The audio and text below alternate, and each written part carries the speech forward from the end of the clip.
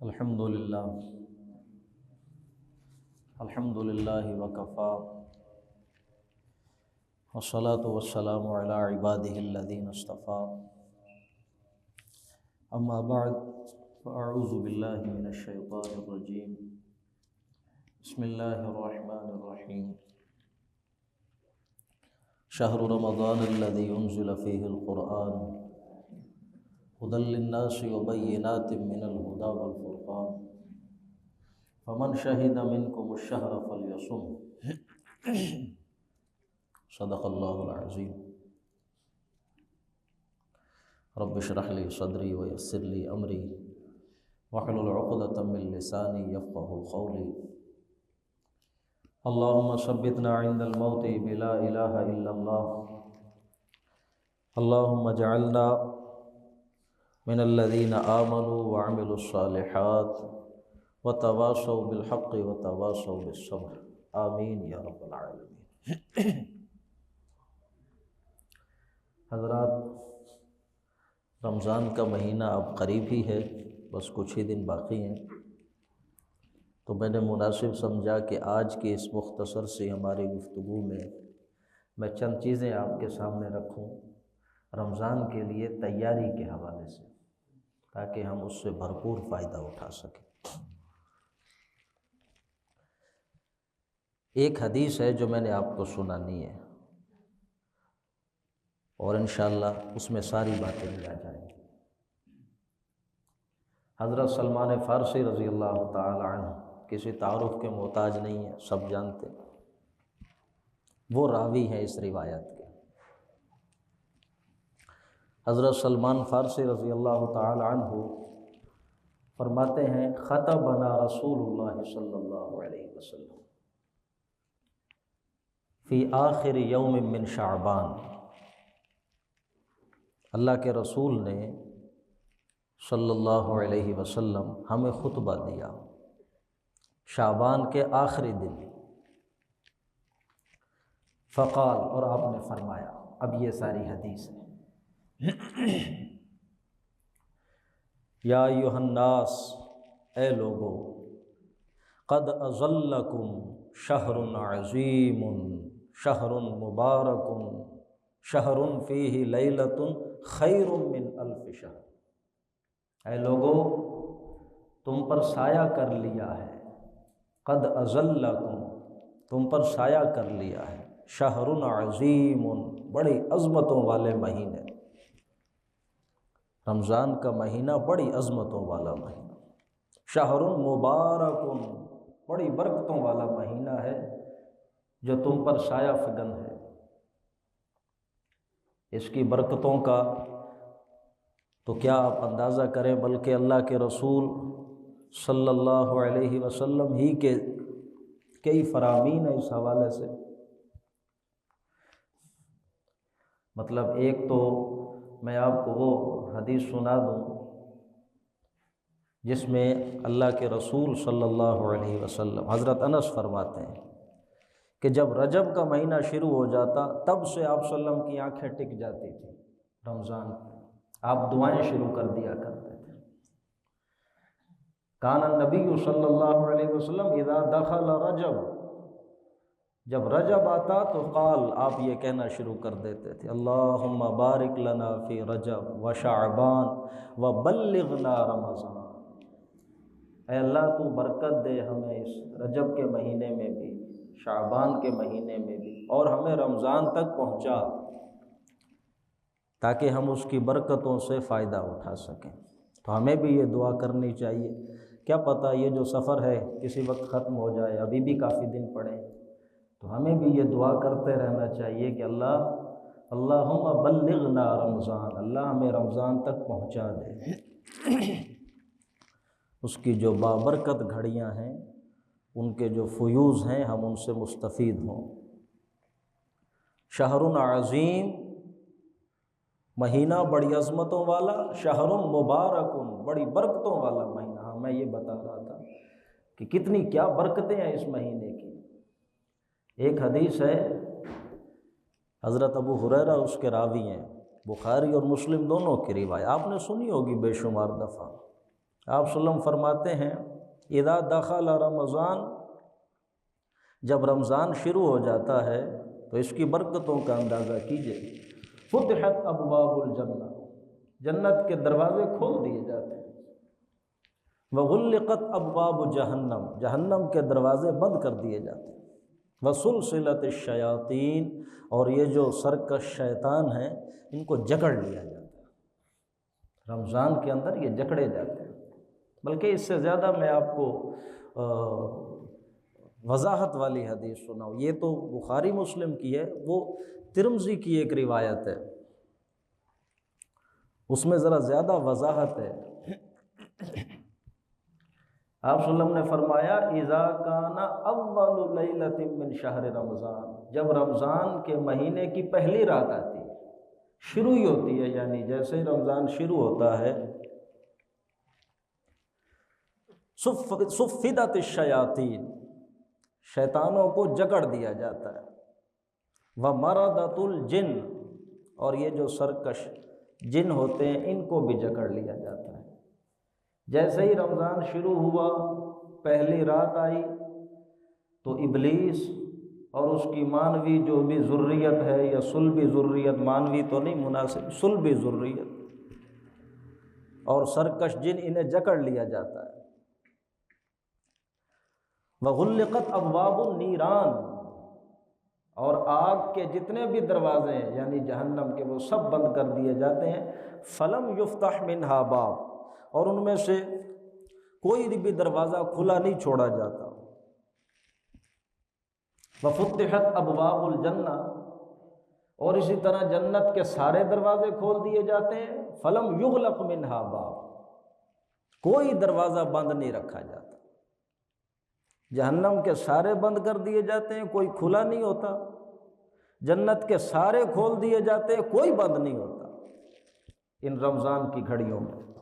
وَيُنَادِي مُنَادِيًا، اور ایک پکارنے والا پکارتا ہے، فرشتہ، یا باغی الخیر، یہ رمضان کے مہینوں کی، رمضان کے مہینے کی، رمضان کی جو برکتیں ہیں آپ ان کا اندازہ کیجیے۔ پورا رمضان ایک پکارنے والا پکارتا ہے، یا باغی الخیر، اے خیر کے طالب، اے نیکیاں چاہنے والے، خیر چاہنے والے، آگے بڑھ، اقبل، یا باغی الخیر اقبل، و یا باغی الشر، اور اے نالائق، نادان، شرارتی، جسے شر پسند ہے تو ہٹ جا، پیچھے ہو، دور ہو، چھوڑ دے یہ برائی۔ وَلِلَّهِ عُتَقَاءُ مِنَ النَّارِ، اور اس رمضان کے مہینے تو گویا یوں سمجھو اللہ بیٹھا ہے آگ سے لوگوں کو آزاد کرنے کے لیے۔ وَذَلِكَ كُلَّ لَيْلَةٍ، اور یہ ہر رات یہ سارا معاملہ ہوتا ہے۔ تو یہ ہے رمضان برکتوں والا۔ آپ صلی اللہ علیہ وسلم خطبہ دے رہے ہیں، لوگوں تم پر سایہ کر لیا ہے، آیا ہی چاہتا ہے۔ شہر عظیم، شہر مبارک، شہر فیہ لیلۃ خیر من الف شہر، ایسا مہینہ جس میں ایک رات ایسی ہے کہ جس کی عبادت 1000 مہینوں کی عبادت سے بہتر ہے۔ جعل اللہ صیامہ فریضۃ، یہ ایسا مہینہ ہے کہ جس کا روزہ اس کو اللہ نے فرض کر دیا ہے۔ جعل اللہ صیامہ فریضۃ وقیام لیلہ تطوعا، اور اس کے رات کا جو قیام ہے اس کو اللہ نے آزاد مرضی پہ چھوڑ دیا۔ رمضان کا مہینہ، اس کی 2 عبادات ہیں بالکل متوازی، ہم پلہ، بالکل برابر، اور وہ 2 عبادات کون سی ہیں؟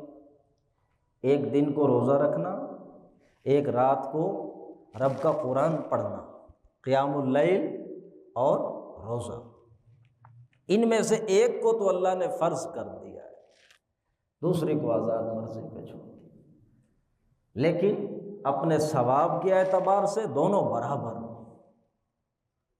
آپ کے ذہن میں وہ حدیث ہوگی لازمہ جس میں اللہ کے رسول نے صلی اللہ علیہ وسلم فرمایا، من صام رمضان ایمانا واحتسابا غفر لہ ما تقدم من، جس نے رمضان کے مہینے کے روزے رکھے ایمان کی حالت میں اور احتساب کو پیش نظر رکھتے ہوئے، سارے اللہ تعالیٰ پچھلے گناہ معاف فرمائے۔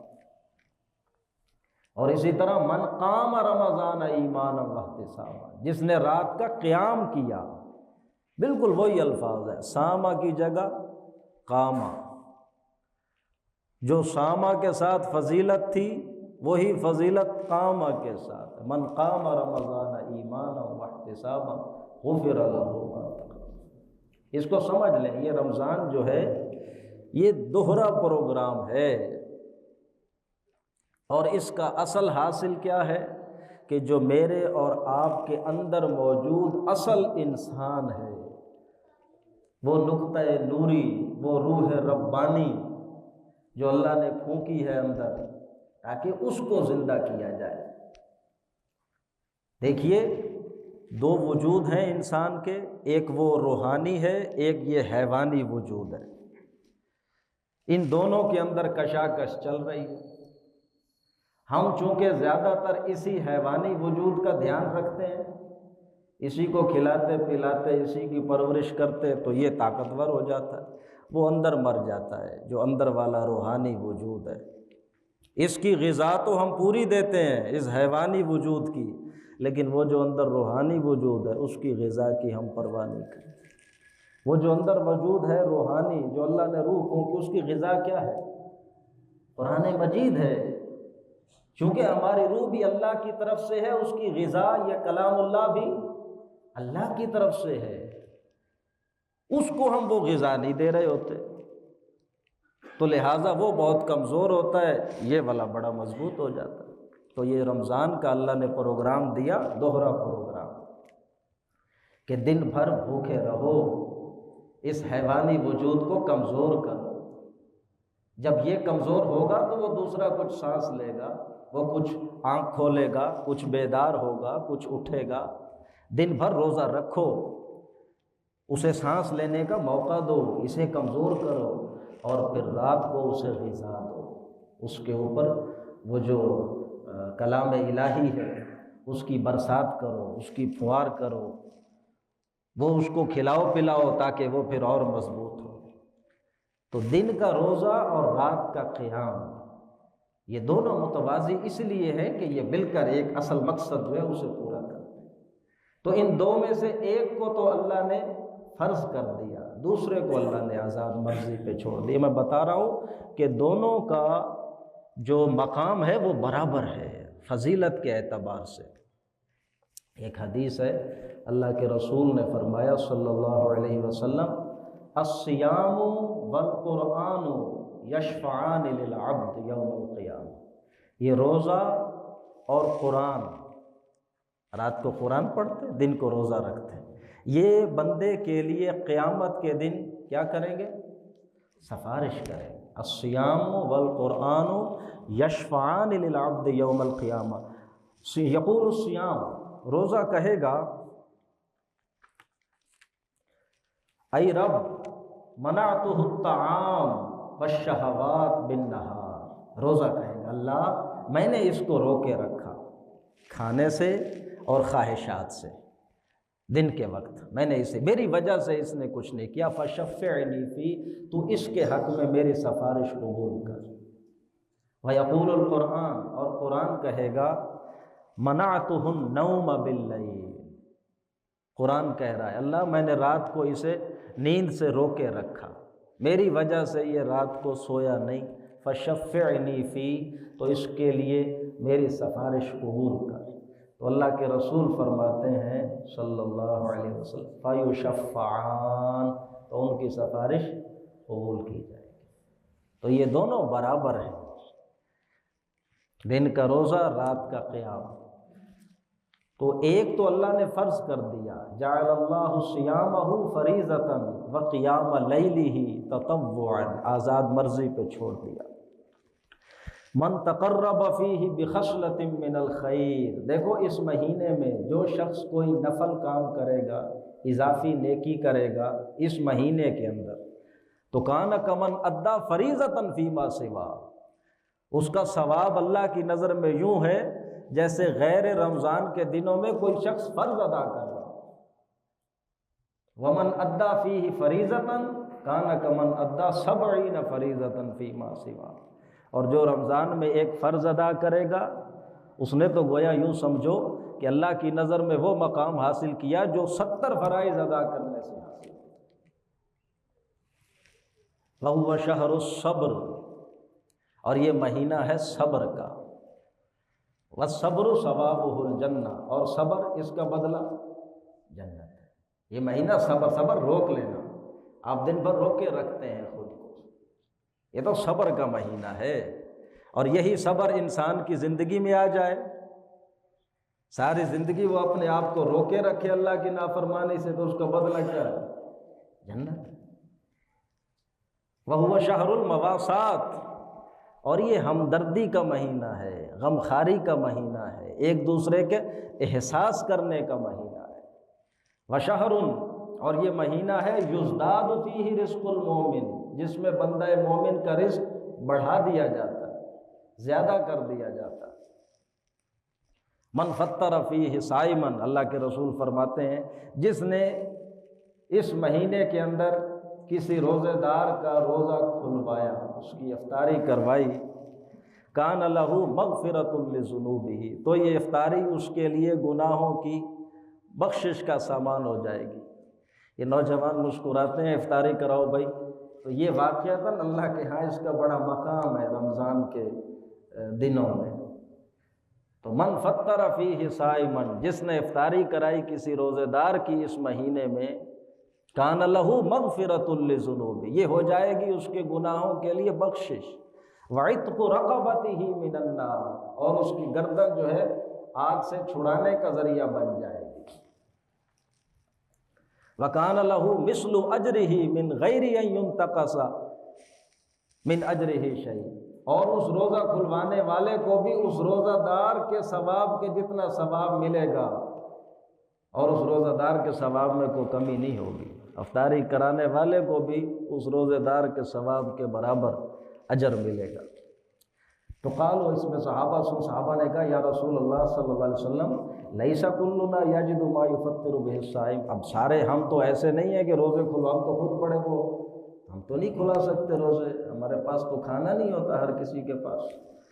تو آپ صلی اللہ علیہ وسلم نے فرمایا یعطی اللہ ھذا الثواب، کوئی افطاری کرانے کے لیے پورا دسترخوان سجانے کی ضرورت نہیں ہے یہ ثواب لینے کے لیے۔ یعطی اللہ ھذا الثواب، اللہ یہ ثواب عطا کرے گا اس شخص کو بھی، من فطر صائما علی تمرۃ، جس نے کسی روزے دار کی افطاری ایک کھجور سے کرا دی، او مسقط لبن، یا دودھ کے چند گھونٹ سے کرا دی، او شربت من ماء، یا پانی کے ایک گھونٹ سے کرا دی، یہ ثواب اس کو بھی ملے گا۔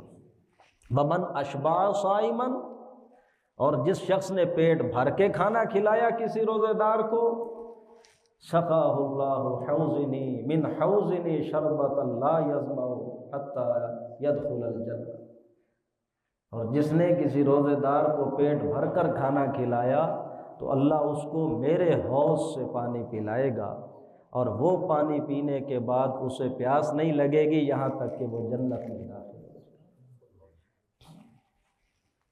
وَهُوَ شَهْرٌ، اور یہ وہ مہینہ ہے، اب میں جلدی چل رہا ہوں وگرنہ اس پورے خطبے کی بڑی وضاحت ہو سکتی ہے۔ وَهُوَ شَهْرٌ، اور یہ وہ مہینہ ہے، اولہ رحمہ، جس کا ابتدائی حصہ تو رحمت ہی رحمت ہے، جیسے ہم اکثر سنتے پڑھتے ہیں پہلا عشرہ رحمت کا ہے، اس کا ابتدائی حصہ یہ اللہ کی رحمت ہی رحمت ہے۔ وَأَوْسَطُهُ مَغْفِرَةٌ، اور اس کا درمیانی حصہ یہ مغفرت ہے، بخشش ہے، اللہ کی طرف سے معافیاں ہی معافیاں ہیں۔ وَآخِرُهُ عِتْقٌ مِّنَ النَّارِ، اور اس کا آخری حصہ آتش دوزخ، آگ، اس سے رہائی کا ہے، چھٹکارے کا ہے، آزادی کا ہے۔ وَمَنْ خَفَّفَ عَن مَمْلُوكٍ فِيهِ، اور جو شخص اس ماہ کے اندر اپنے ملازمین سے نرمی کرے گا، نرم برتاؤ کرے گا، کچھ کام ان کا ہلکا کر دے گا، تو غفر اللہ اسے بخش دے گا، وَأَعْتَقَهُ مِنَ النَّارِ، اور اللہ اسے آگ سے آزاد کر دے گا۔ یہ ہے خطبہ جو اللہ کے رسول صلی اللہ علیہ وسلم نے شعبان کے آخری دن صحابہ کرام کو دیا رمضان کے حوالے سے۔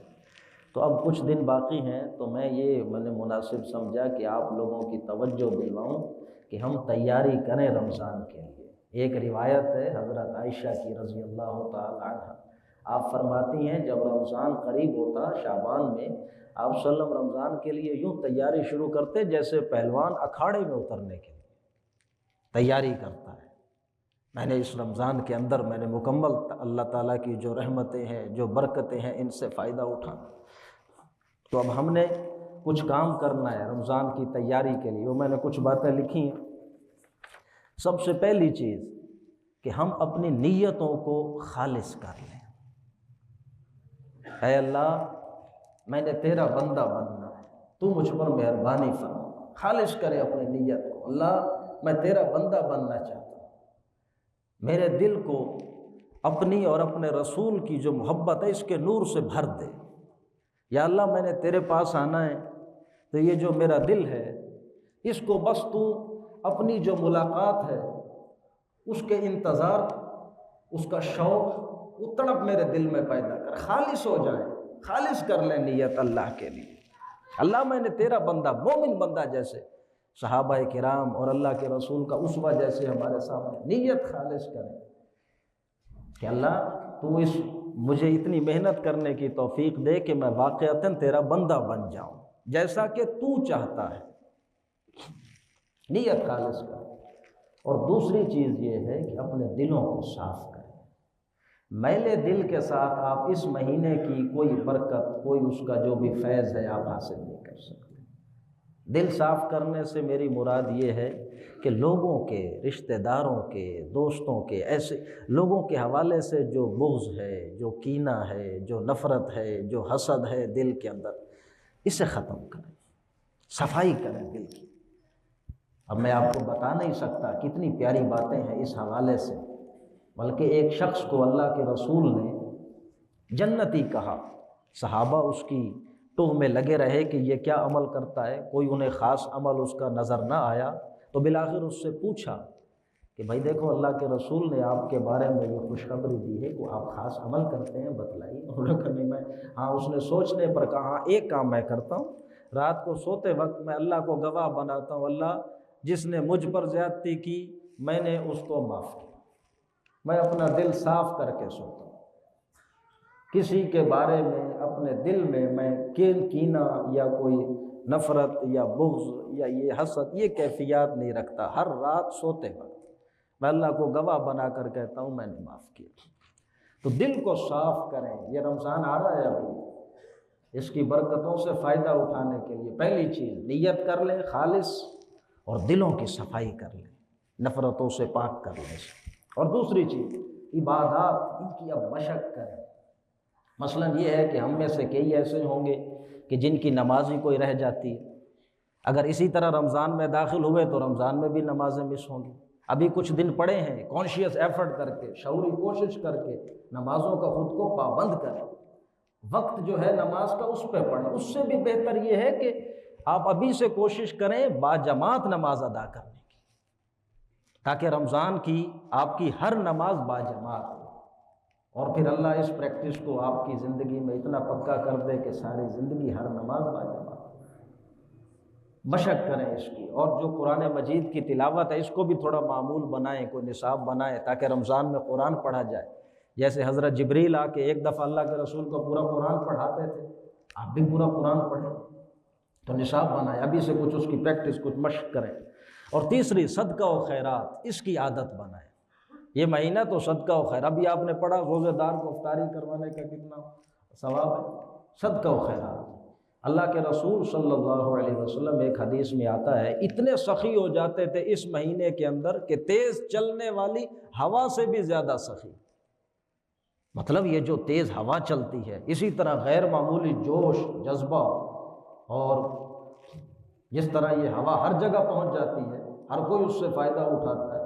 آپ صلی اللہ علیہ وسلم کی جو سخاوت ہے وہ بھی ہر شخص تک پہنچتی تھی، ہر شخص اس سے فائدہ اٹھاتا تھا۔ تو یہ صدقہ و خیرات اس مہینے کے اندر، اس کی بڑی اللہ تعالیٰ کے ہاں فضیلت ہے، اس کی کچھ عادت بنائیں تھوڑی، ابھی سے کچھ دن ہیں ابھی۔ اور چوتھی چیز، گناہوں سے بچنے کی کوشش کریں۔ آپ اپنا ابھی بیٹھ کے محاسبہ کریں نا کہ دن میں کوئی غلط کام، اللہ کی کہیں نافرمانیاں تو نہیں میں کرتا، جھوٹ ہے یا کوئی دھوکہ ہے یا کوئی اسی طرح کی غیبت تو ہر کوئی کرتا ہے، اس پر کنٹرول تھوڑا، اور جو یہ فواحش ہیں، بے حیائی کی چیزیں ہیں، جو گناہ دیکھیں اس کو، آپ کیا اس کو چھوڑنے کی کوشش کریں۔ اور کہیں ایسا نہ ہو کہ رمضان آ جائے اور ہم ان چیزوں میں لگے ہوں۔ میں آپ کو حدیث سے سنا دوں، ایک جگہ اللہ کے رسول نے فرمایا صلی اللہ علیہ وسلم، کم من صائم لیس لہ من صیامہ الا الجوع والعطش، کتنے ہی روزے دار ایسے ہیں کہ جن کو روزے میں صرف پیاس اور بھوک ہی نصیب ہوتی ہے اور کچھ نہیں نصیب۔ اور ایک حدیث میں آپ صلی اللہ علیہ وسلم نے فرمایا، من لم یدع قول الزور فلیس للہ حاجۃ ان یدع طعامہ وشرابہ، جو جھوٹ نہیں چھوڑتا، جھوٹی بات کہنا نہیں چھوڑتا اور جھوٹ پر عمل کرنا نہیں چھوڑتا، اللہ کو اس سے کوئی فرق نہیں پڑتا کہ وہ پیاسا رہے یا بھوکا رہے، اللہ کو اس سے کوئی فرق نہیں۔ الصیام جنۃ، روزہ تو ڈھال ہے، جو آپ کی نفسانی خواہشات ہیں، تقاضے، ان کے خلاف ڈھال بن جاتا ہے روزہ، لیکن کس شرط پر؟ فلا یرفس، تو اس میں کوئی غلط بات نہیں کرنی، کوئی فحش چیزیں، فحش اب نوجوان ہیں آج کل کا، تو چونکہ ہمارے فرینڈ، ہم خود پڑھاتے رہے ہیں، دوست بتاتے ہیں، کلچر ایسا ہے یونیورسٹیز کا، کالجز کا، نوجوانوں کا، کہ لڑکیوں سے باتیں کرتے ہیں اور طرح طرح کی لچھے دار باتیں ہوتی ہیں، یہ فلا یرفس، یہ فحش، بے حیائی والی جنسی یہ باتیں، ولا یجہل، اور یہ غیر سنجیدہ رویہ نہ اپنائیں، غصے میں بھڑک اٹھا، غصہ بہت زیادہ آ گیا، بدتمیزی کسی سے کی، نہیں، یہ چیز روزہ ہے یہ کام نہیں کرنا۔ وَإِنِ امْرُؤٌ شَاتَمَهُ أَوْ قَاتَلَهُ، اور اگر کوئی شخص اس کے ساتھ لڑائی کرے یا برا بھلا کہے تو فَلْيَقُلْ، آپ نے فرمایا اسے چاہیے کہے اِنِّی صَائِمٌ، اِنِّی صَائِم، میں تو روزے دار، میں تو روزے دار۔ روزے دار نے یہ کام کرنے ہیں، تو ابھی سے خود کو اس کی عادت ڈالیں، کچھ دن ہیں، پریکٹس کریں، خود پر کنٹرول کریں، یہ گناہوں سے بچنے کی کوشش کریں تاکہ رمضان میں پھر آپ صحیح چل سکیں۔ اور آخری بات جو میں نے لکھی ہے وہ ہے کہ اب دعاؤں کی کچھ تیاری کریں۔ میں اور آپ، ہم سارے اب اکثر ایسے ہیں کہ ہمیں عادت ہی نہیں اللہ سے کچھ مانگنے کی، حالانکہ ضرورتیں اور خواہشات ہماری اتنی ہیں کہ لکھنے بیٹھے تو وہ ختم ہی نہ ہو، اللہ سے مانگی نہیں مانگتے، عادت ہی نہیں۔ اللہ تعالیٰ اس طرز عمل کو تکبر کہتے ہیں کہ جو مجھ سے نہیں مانگتا گویا تکبر کرتا ہے، اور اللہ کے رسول نے صلی اللہ علیہ وسلم اپنے صحابہ کو یہاں تک کہا، آپ جانتے ہوں گے کہ جوتی کا تسمہ بھی اگر تمہیں چاہیے تو پہلے کس سے مانگو؟ اللہ، پہلے اللہ سے مانگو، بعد میں سبب اختیار کرو، چیزیں تو ملیں گی تب جب اللہ کی طرف سے اذن ہوگا۔ آپ اللہ سے آپ نے مانگا نہیں، اٹھ کے چل پڑے ہیں کام کرنے، پھر ہوا نہیں تو کہتے ہیں اس کی وجہ سے نہیں ہوا، اس کی وجہ سے، او بھائی اللہ نے نہیں اجازت دی، ہونا ہی نہیں تھا۔ تو اللہ کے سامنے اپنی حاجات رکھیں، اپنی ضروریات رکھیں، مانگنے کی عادت ڈالیں، اور پھر اس کے لیے کچھ دعائیں یاد کریں جو مسنون دعائیں ہیں، اللہ کے رسول جن الفاظ سے مانگا کرتے تھے، جو قرآن کے اندر دعائیں آئی ہیں۔ اللہ رب العزت سے دعا ہے کہ اللہ تبارک و تعالی ہمیں اس ایک تو رمضان کے مہینے تک پہنچائے، اور پھر اس کی برکتوں سے جتنا ہو سکے ہم فائدہ حاصل کر سکیں۔ بارک اللہ علیہ ولکم فی القرآن العظیم ونفعنی وإیاکم۔